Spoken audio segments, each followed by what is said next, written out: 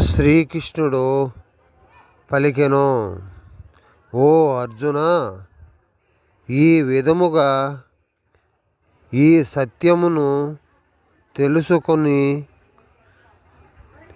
ప్రాచీన సమయములో మోక్షము పొందగోరిన వారు కూడా తమ కర్మలను ఆచరించారు.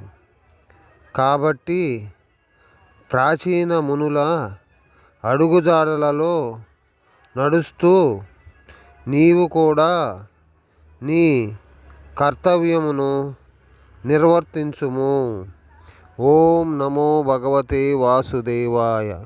హరే కృష్ణ హరే రామ హరే కృష్ణ హరే రామ హరే కృష్ణ హరే రామ.